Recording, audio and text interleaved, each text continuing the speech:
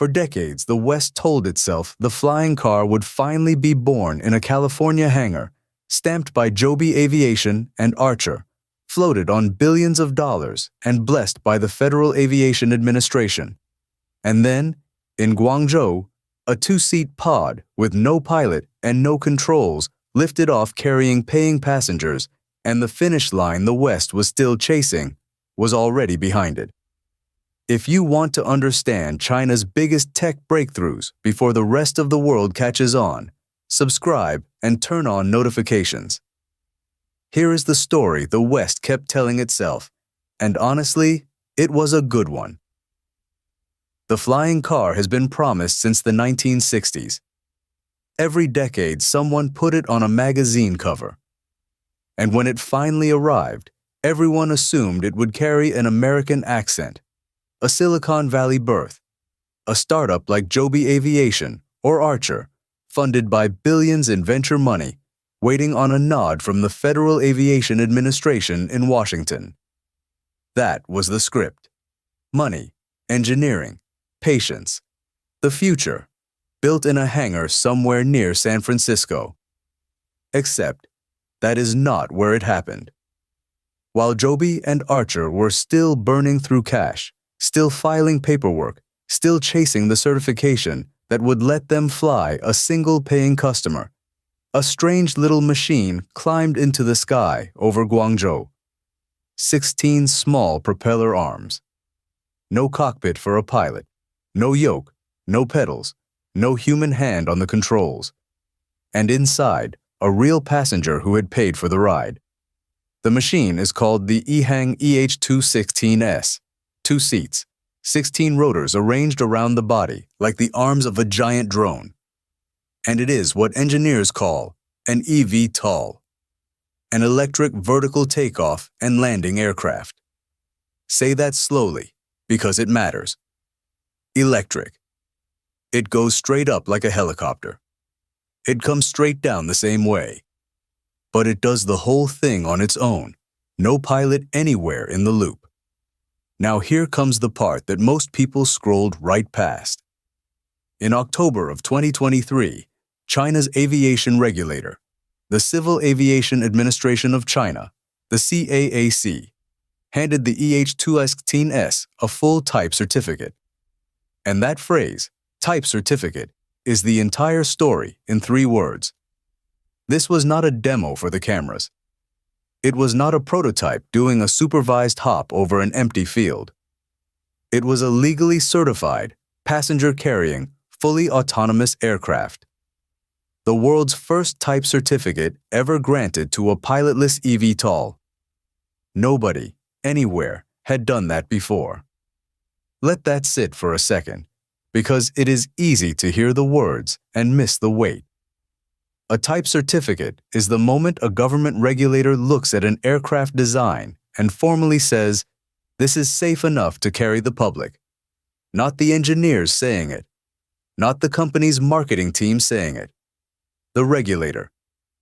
It is the single hardest stamp to earn in all of aviation, and it is the exact stamp Joby and Archer have poured years and billions of dollars into, and are still, to this day, working to fully secure for autonomous flight.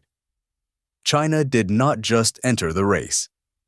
It quietly walked across the finish line while everyone else was still lacing up. And by the end of this, you are going to understand 3 things that almost nobody talks about. You will understand exactly how a machine with no pilot actually flies. No magic, no hand-waving, just the clever engineering underneath. You will understand why autonomy was the wall that every Western startup slammed into. The 70-year problem the smartest, best-funded labs on the planet could not climb. And you will understand why Beijing is now quietly betting something close to $1 trillion on the empty air above your city. But first, one piece of honesty, because this channel does not do propaganda. A lot of the loudest numbers around EHang come through Chinese sources and company promotion, and some of it deserves a raised eyebrow. We are going to separate what is proven from what is promotional as we go, carefully. The certificate, though, that one is not marketing. That is a matter of public regulatory record, and it cannot be walked back.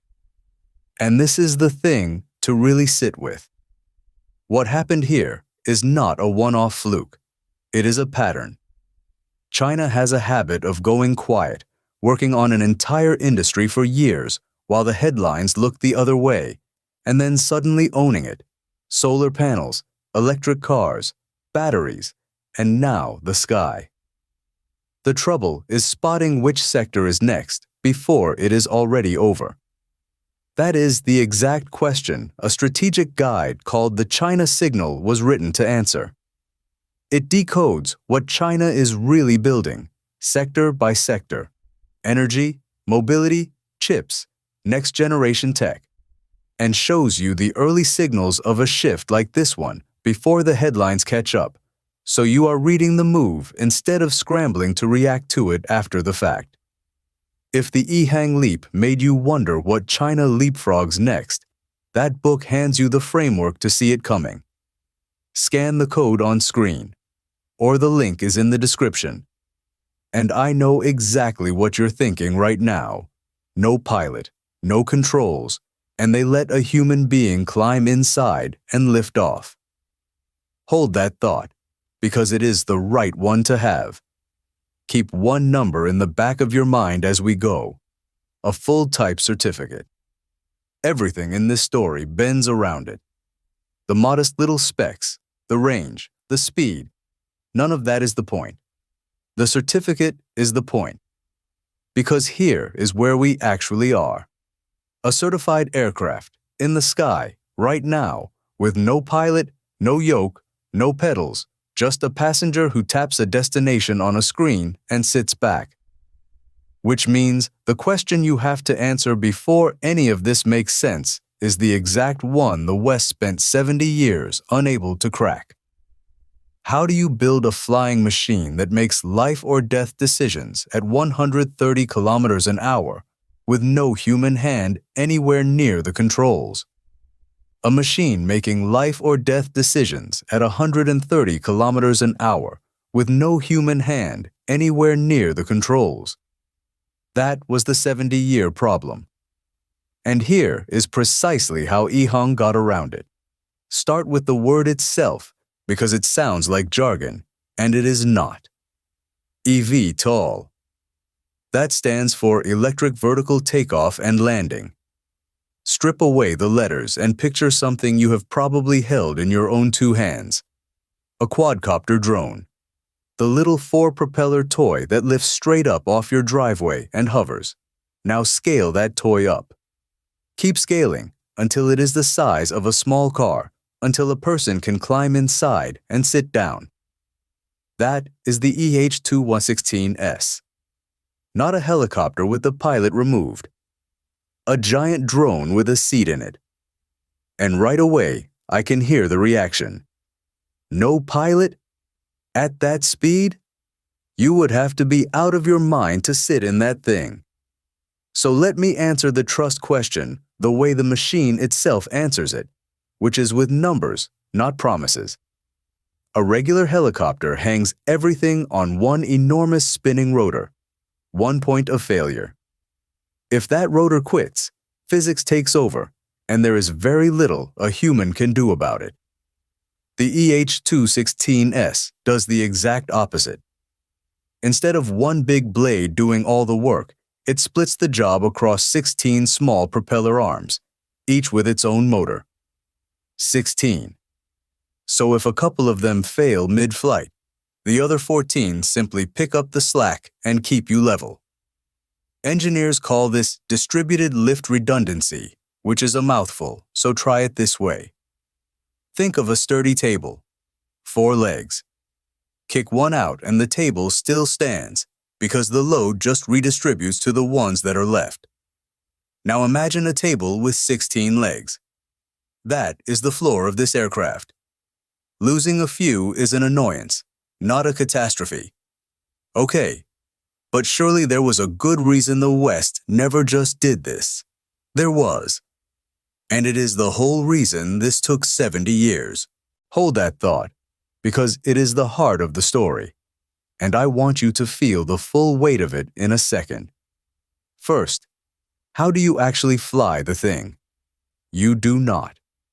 That is the honest answer. There is no yoke, the steering wheel a pilot pulls on. There are no pedals.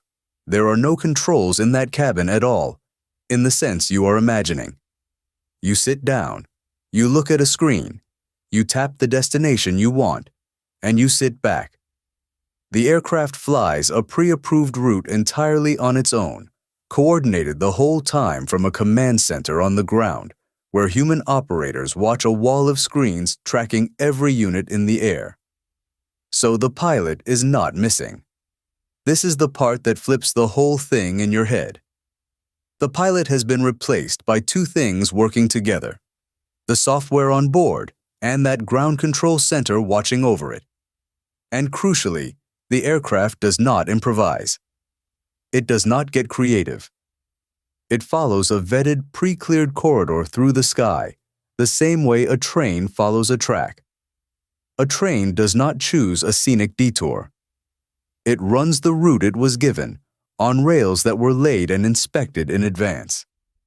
Try to picture it this way: not a pilot who quit, but a route that was decided, checked, and locked in before you ever stepped aboard. Now, that wall I told you to hold on to. Here it is. Joby Aviation, Archer, all the well-funded Western darlings in this race, they kept designing their aircraft around a human pilot. Not out of laziness, out of cold regulatory reality. Because the people who hand out the permission to fly, in America, that is the FAA, the Federal Aviation Administration, trusted a human being in the seat. A trained pilot is a known quantity. They have 100 years of rules built around one. So to go fully pilotless, you had to do something no one had ever managed. Write software that a regulator would certify to make split-second, life-or-death choices on its own at 130 kilometers an hour. That was the wall. Brilliant teams, billions in funding, and every one of them ran straight into it and stayed on the piloted side. EHang did not try to climb that wall. They refused to build against it in the first place.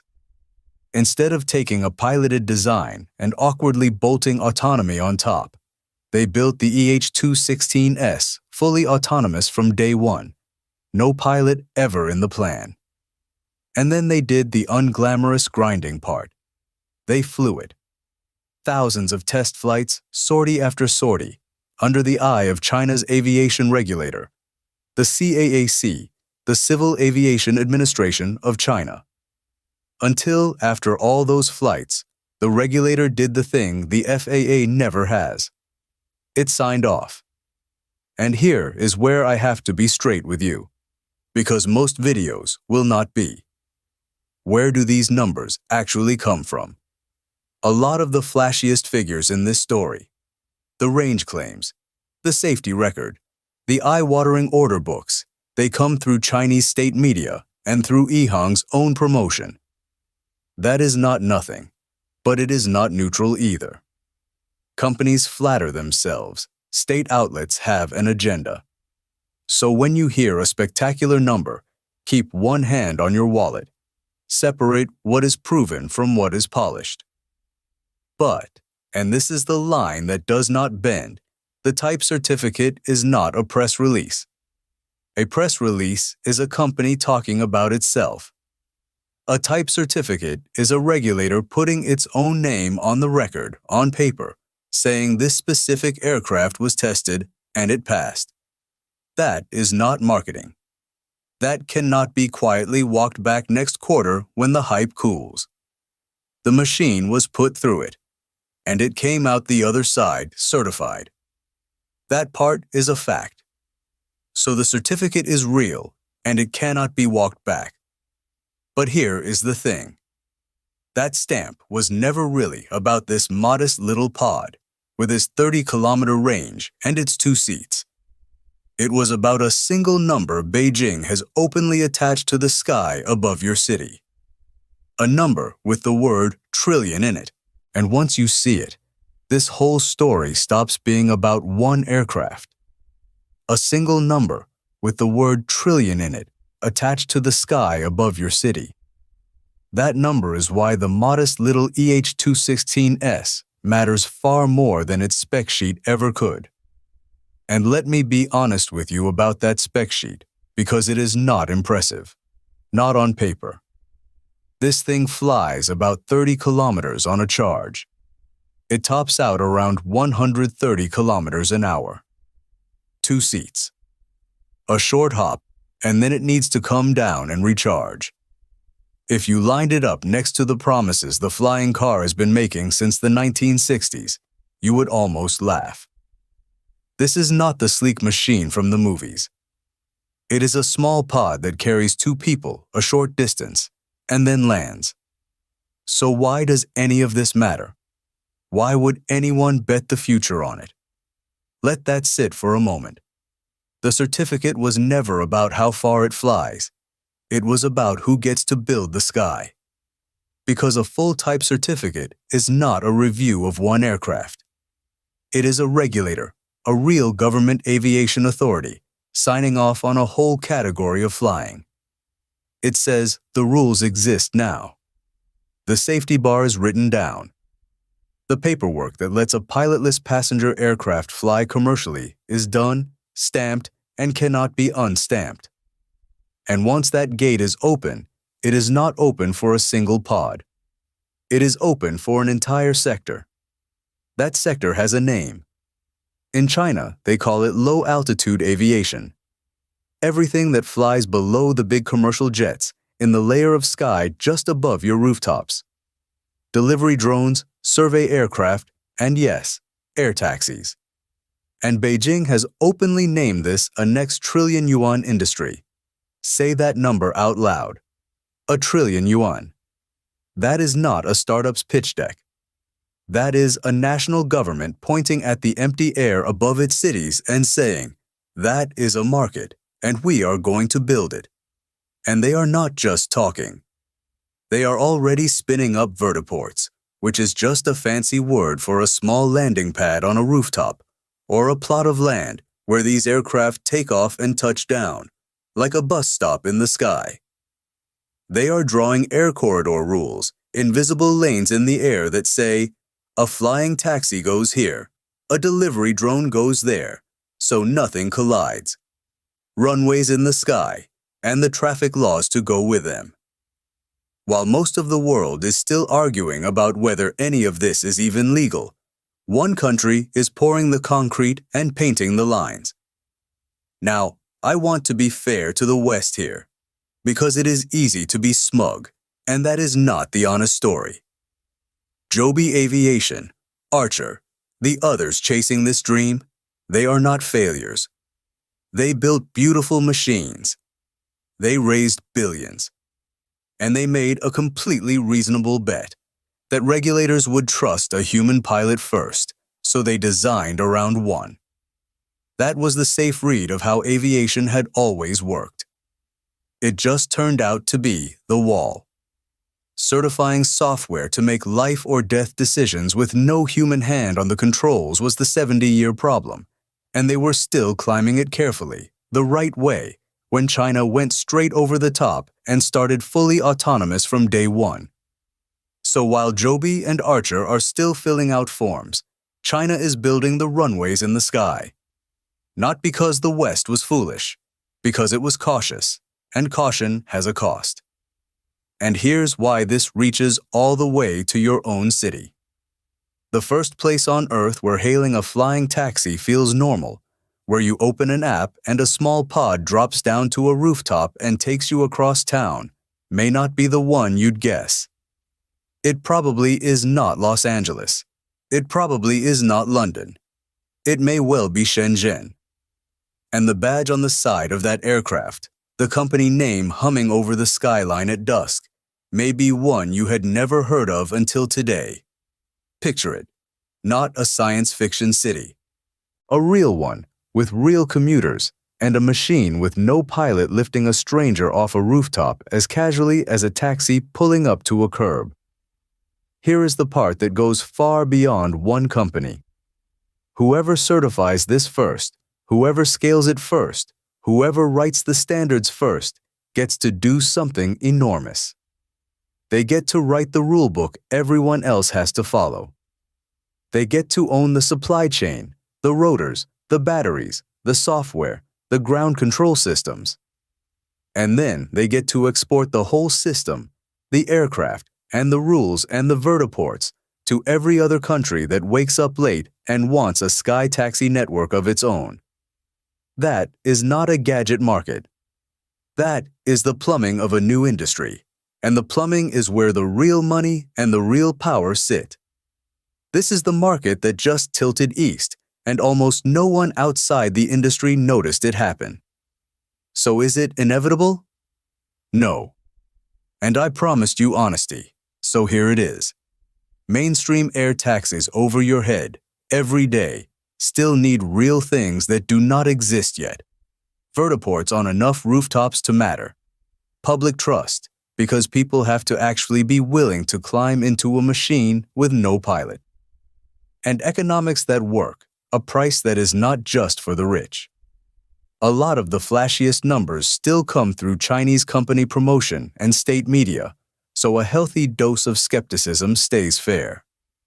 None of the hype is guaranteed. But the single hardest gate, the one that stopped everyone else cold, the regulatory certification of a pilotless passenger aircraft, is the one China already walked through. Everything else is engineering and money and time. That gate was the wall. Which brings us back to where we started. The flying car. The one the West was so sure would be born in a California hangar, stamped by Silicon Valley, blessed by the FAA. That machine exists now. It is real, it is certified, and it is carrying paying passengers. Just not where anyone expected. It is humming over a Chinese skyline instead. And this is exactly how technology curves work. They look flat for decades. The flying car was a joke, a punchline, a thing that was always 20 years away. Flat, flat, flat for 60 years. And then, all at once, it is not flat at all. It is certified, it is in the air, and the rest of the world is reading about it after the fact. So here's my question for you. Which country's skies fill with air taxis first? And does the West catch up? Drop your call below.